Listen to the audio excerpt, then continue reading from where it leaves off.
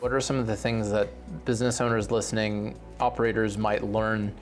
What are some of the mistakes that it would help them prevent? One of the most important things is there's a lot of hesitation over following standards, and that people think that if there's a standard for the industry, if they don't adhere to exactly what it states, they're going to be in trouble, say in case of a legal proceeding. So part of our onboarding is online, and that I've found frees up more time for coaching around things like time management. A lot of the training of what we do can be accomplished through the learning management system. We have to make sure we're working as partners with our clients, not just us doing what we do in the snow and ice industry and having to evolve and adapt and innovate without letting them know exactly where we're at in the process. This helps give resources and tools to companies of any size to help them understand the guidelines and best practices for creating a safety program.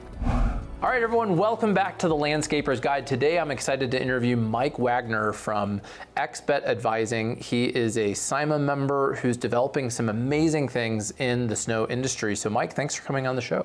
Yeah, thank you very much for having me. I really appreciate it. I'm excited to talk about it today. So Cheryl Higley from SIMA recommended that I have you on the show to talk about some of the things that you're creating for SIMA that are going to improve safety in the industry. And that's really what I wanted to talk to you about today. But for people who are watching or listening, who maybe haven't met you, tell us a little bit about your background.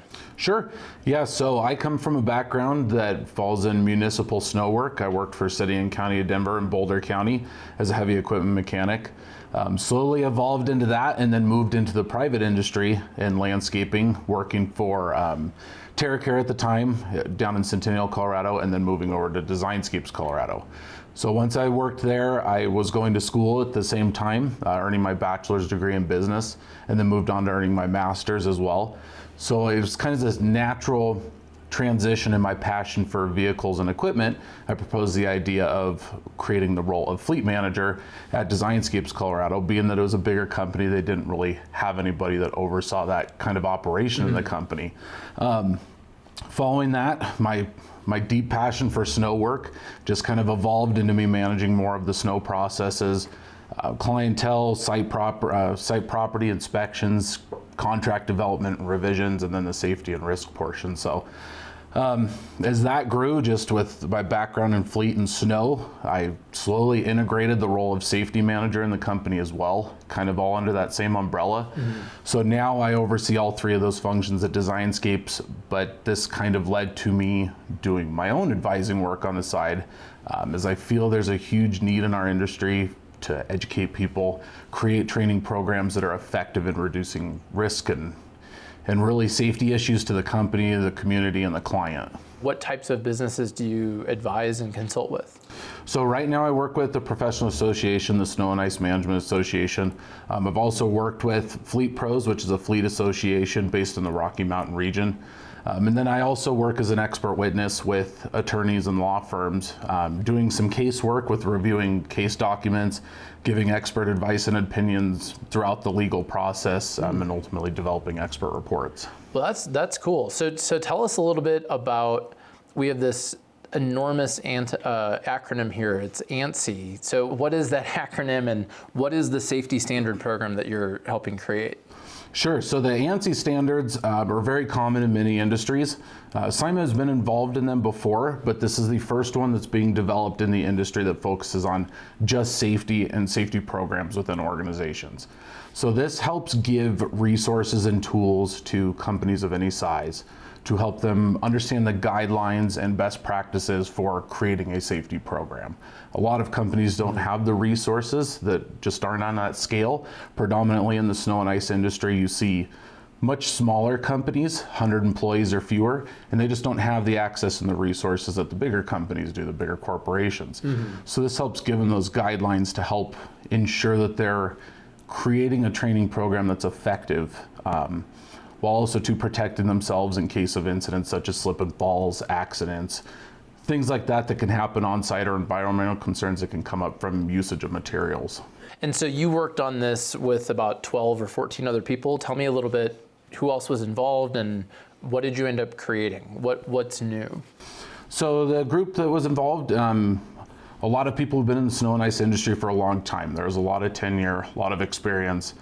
You had some owners and operators, you also had some directors of operations, and you had some other snow professionals too. But the group that comprised this stakeholder advisory group, as SIMA called it, was filled with hundreds of years of experience combined. So through everybody collaborating, finding what needed to be addressed as far as creating an industry standard to best help organizations, I think was just an inclusive effort by everyone and what they've dealt with throughout their careers and what they've experienced in their companies.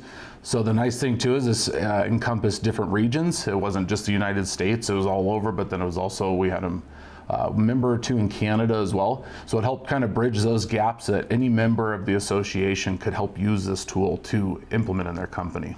And so what is the format of it? And so for audience members who are watching or listening, maybe they have under 100 employees, maybe they're in SIMA, maybe they're on the fence about joining SIMA, they probably should. But let's pretend that they did join. How would they actually get the safety standard? Is it like an online course? Is it video content? What's the format?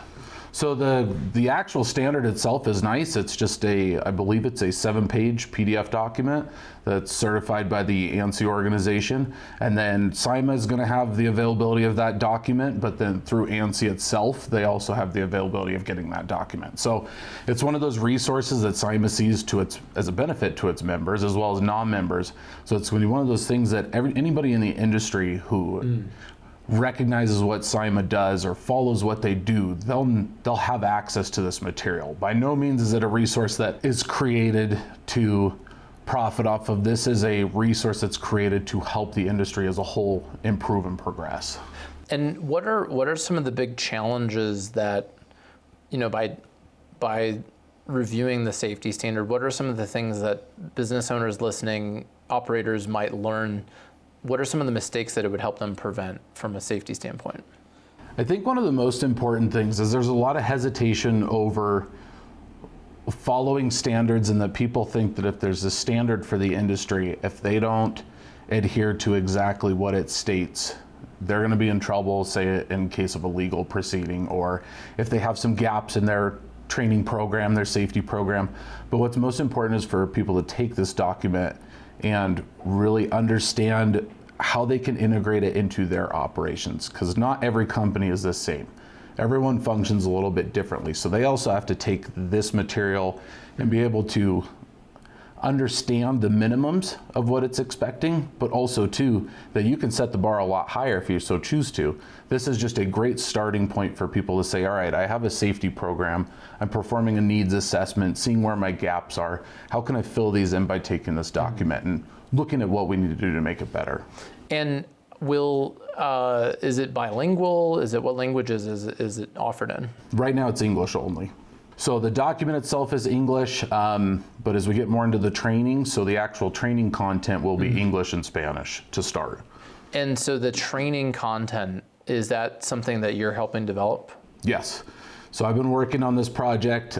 This has been ongoing since about September of 2023. So it started out as a volunteer task force. All of us got together and started really looking at what did we need to do to create training for different types of roles. And once again, this was a volunteer group that had members of all sorts of different levels of experience and 10 years. And creating it specifically on roles, we're looking at how can we make sure that this training is going to meet the industry standards. Once again, to help create a resource to the rest of the industry that might not be able to create all their own content. And so this SIMA Safety Task Force eventually led to the Sidewalk Crew Training Program, and that's what you're talking about. So what is that? So that's beyond just this 7-page PDF, right? Yes. Yeah. So what we basically looked at doing is taking that 7-page PDF, so the ANSI standard for the industry, and working through what the stakeholder group created as a minimum, and then how can we focus on each person's role in snow and ice management and make sure that as we're creating the training, we're meeting the minimum standards that we set ourselves. So that we're making sure we aren't missing those gaps. I think that was an important part of me being a part of both processes, is that as I'm creating the training and part of this other task force, the safety task force, I've worked with the stakeholder advisory group as well. So I was able to ensure that we were meeting not only our minimum standards through the training, but as we carry forward in creating training for other roles, we're always going to be meeting the industry standards that we expect as well. How do state laws vary when it comes to the safety standard, or what are you seeing there? So it's kind of tough because every state's quite different. Mm-hmm. A lot of where you see differences in state legislation for snow and ice industry focuses more on the legal proceeding sides, Mm-hmm. such as slip and fall incidents, who's liable, how liability is assigned on a premises. There's nothing really in place that has set that standard for safety for an organization. So companies, as you know, they have to follow OSHA standards for the Occupational Safety and Health Administration, but nothing outlines specifically what's expected for the snow industry. So this helps kind of give traction to that topic, and that now we have something to build on in the industry where we didn't have that before. And this industry has been around a long time and only seeking to improve itself to help better the companies that are working out there performing snow and ice removal. Whereas before, we've got a lot of different players in it that just kind of do whatever they want to do, or they think they may be covering everything, but maybe they aren't because they don't have those resources or the membership associations to help lean on for those types of answers. Yeah, so this will definitely help people with that. What are you going to present on at the symposium this year? So two of my key topics, so this is going to be one of them, is how do we integrate a safety standard into your organization? So it's going to be kind of a brief topic that's going to kind of be on the show floor where you're open to questions. People can come up, we can talk about the topic and really look at how are you going to critique this so it fits your needs. The other topic I'll be talking about is effectively using salt without sacrificing the quality of your service. So that's a big topic in snow and ice nowadays, is managing our chloride use. So that's what this focuses on, is how can we make sure the client's educated on the products we're using, the quantities we're using it, but still doing a good job without jeopardizing people from slipping and falling on site because we aren't using enough material, or maybe we're using too much and people are slipping and falling on leftover material because people aren't applying it properly.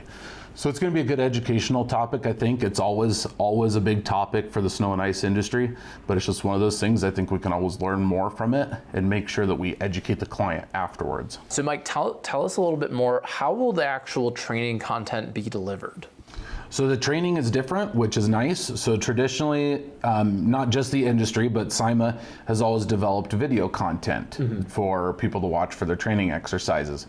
After that, it's always a great idea to do hands-on activities with your staff, but we're doing something a little bit different. So we're creating it through Adobe, and we're creating an actual modules in a learning management system. So it's kind of what bigger corporations do. We're just doing it on maybe a more interactive scale. So we're using a lot of mixing and matching tools, knowledge checks. We're incorporating videos, photographs. We'll do some simulations. So we're giving that piece of, hey, we have the access on here to do our basic training on a computer, tablet, phone, whatever the company wants to use, they can give access to their employees. And then after that, we've created a bunch of checklists and resources for them to take to help perform their hands-on activities as well. So will each employee, let's pretend that I had 100 employees, would each of my employees log in and go through that learning management system? Yes, so they would, and there's going to be a pretty easy access system, which is nice. They're also going to get basic assessments for the company to document and track as well. But what I think makes this a little bit better is that we're breaking it into shorter modules. So it's not like, along with that, we're also focusing on the role. So this first role where we're talking sidewalk crew basic training, we're talking about crew people who shovel, use snow blowers, maybe use small ride-on equipment to take care of sidewalks or apply materials. So by doing this, and then we're breaking it up into different sub-modules, shorter ones. So we had a lot of discussions on, how long do we want this training? How much time do we want it to take? And I think the best feedback we had was we want to break it up enough so someone can go and assign training to an individual on a morning when they start their shift. They can take 20 minutes, do a module. Maybe they do it the next day or the following week, so they can spread these modules out.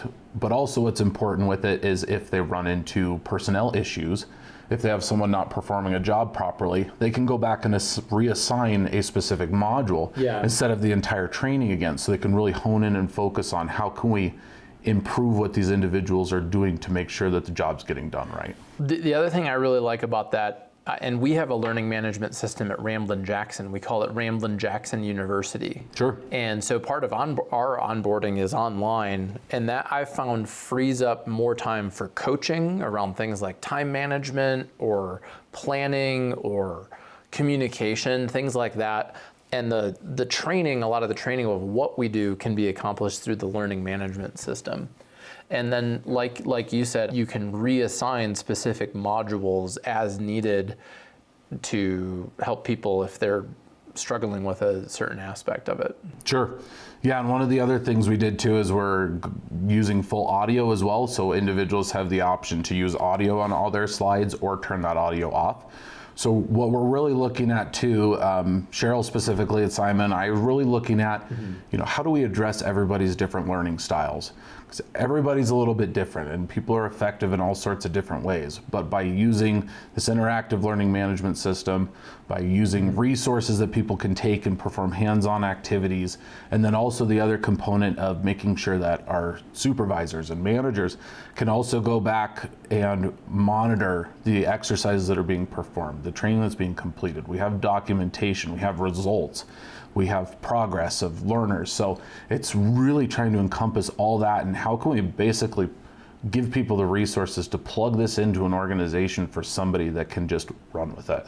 They don't have to worry about anything else, such as trying to track document sign-off sheets, training sheets, creating any content, creating resources. They can just take this entire program and run with it. Well, yeah, and then you do have that digital documentation for each employee if they've taken it or not, and that can help you. How do you see this helping landscape or snow and landscape companies? Should there be a slip and fall, or should there be a legal issue? How does this help protect them? I think through my experience, documentation is probably the number one important administrative task of any snow and ice program or safety and training program. Much of what I've seen and done falls back on documentation, and if a slip and fall happens, everybody's going to want to know when crews were on site, what they were doing, and the question always comes up is the employee trained to perform their job? And always, I've never not had that question asked. So this is one of those resources that people can fall back on. If something comes up, they can pull their training documents and say, hey, I know this entire crew was trained on these functions. Or, if it becomes bigger than that, they may ask, well, was the supervisor trained to lead this? That's one thing they're going to do is look, was the supervisor trained to lead this type of operation? Because as we get more into the training, that's what we're going to be doing, is creating more of the leadership roles and supervision roles. So it's going to help address all of those potential gaps. Cool. Well, I love it. And so is this actually being launched at the symposium?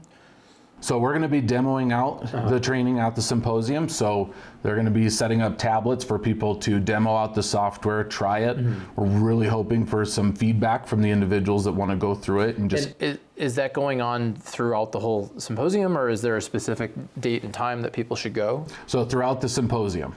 So they're going to have it there just for people to walk up whenever they want. I do know that they're supposed to be making a designated area for it where it's going to be identified that this is what it's for, and then I'm supposed to be talking about it at the show as well. Okay, and then so what day and time are you speaking?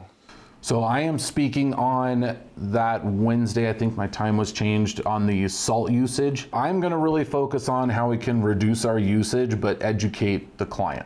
So I think there's a lot of disconnect between companies and the client. I know the ones that are really succeeding right now, the snow and ice removal companies, are the ones that are taking the time to teach their clients what they're doing and why they're doing it. A lot of the times companies will make changes without necessarily educating their client. They might tell them, but at the end of the day, that client's depending on the snow and ice expert to know what they're doing and to do it the best they can. But sometimes if a client sees that we aren't servicing their property for an hour extra time and all of a sudden we're using less material, they're going to ask questions if we don't educate them why we're doing it. Specifically here in Colorado, we're starting to really move more towards the liquid pre-treatment, which has been done in the Midwest and the Northeast for a long time, but it's new to us here because of our environmental challenges.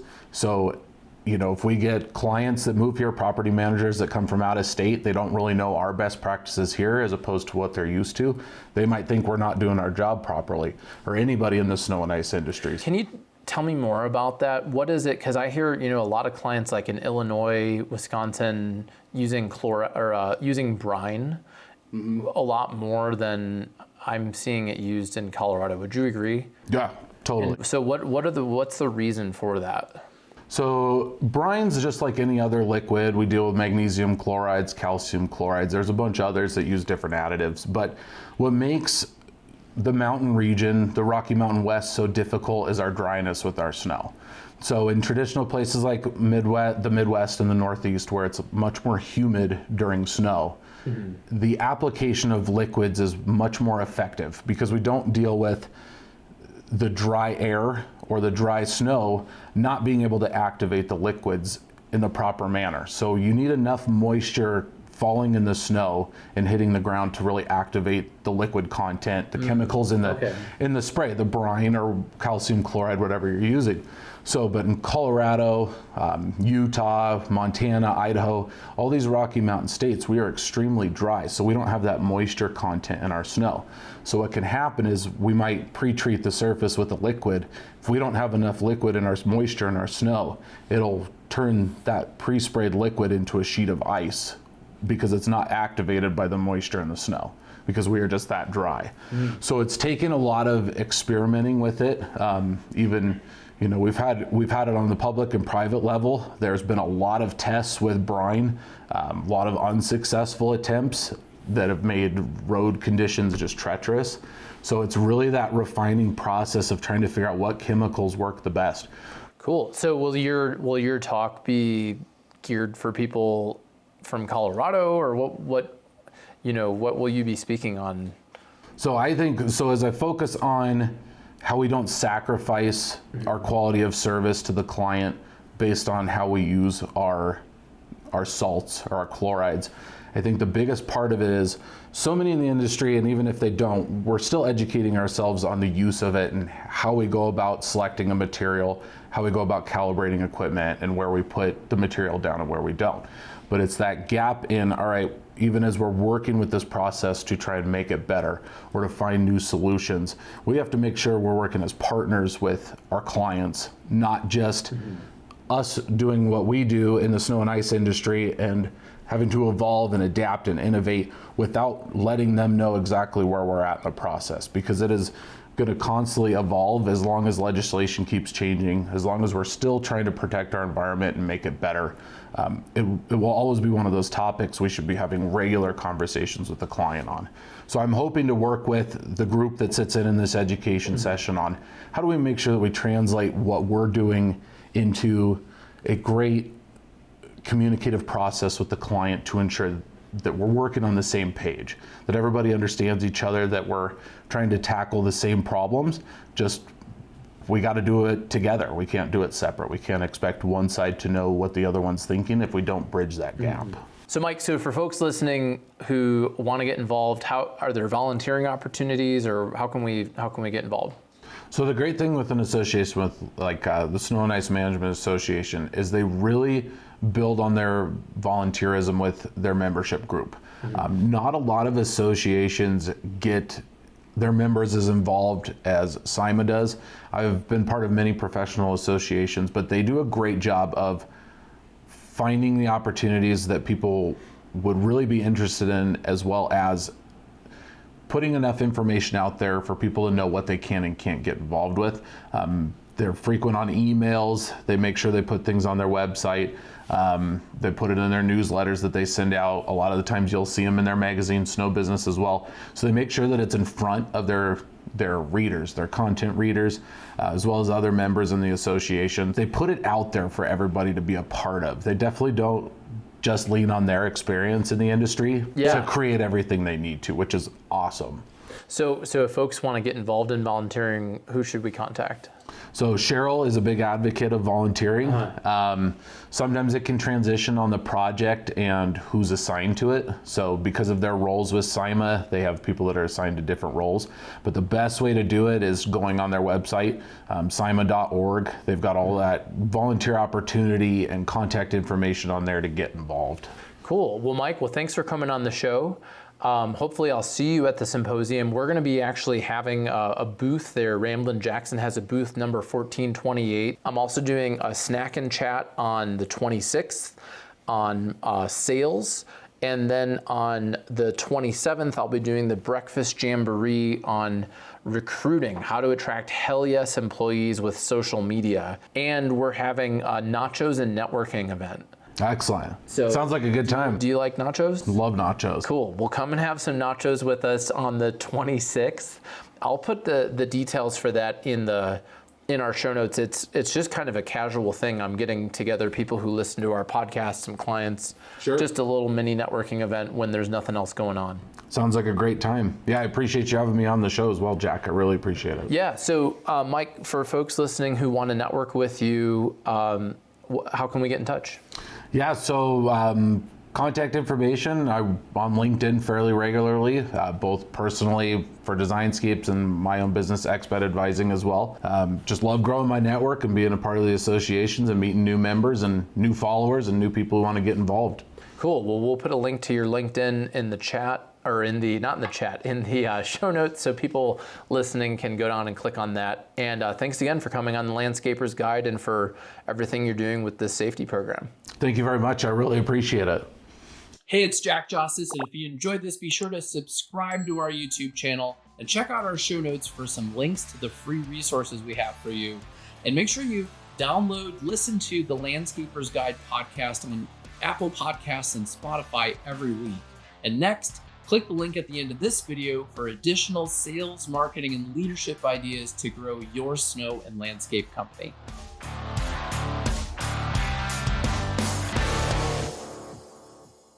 All right, everyone, welcome back to the Landscapers. And there might be some bloopers. Sure. Okay, we got one out of the way. Okay.